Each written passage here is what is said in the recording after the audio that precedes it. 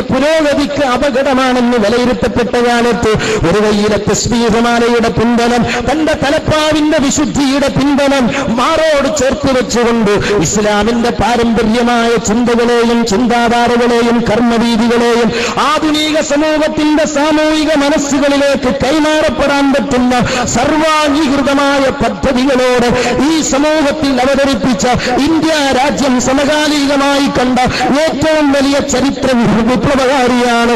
Indian മുസ്ലിങ്ങളുടെ നവോത്ഥാന നായകനാണോ അഭിമന്യരായ ശൈഖുന കാന്തപുരമപ്പിയ അബൂബക്കർ മുസ്ലിയാരെന്നോ ഈ ലോകത്ത് വിളിച്ചു പറയുമ്പോൾ ഞങ്ങൾക്ക് അഭിമാനമുണ്ട്.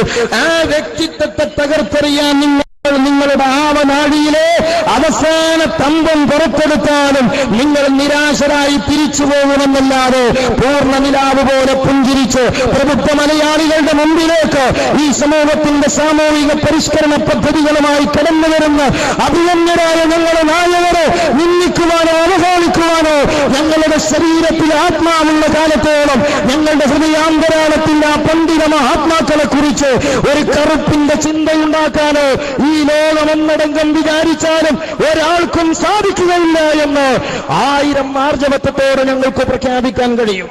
ഞങ്ങൾക്ക് ഈ വിഷയത്തിൽ ഒറ്റ തീരുമാനമാണ്.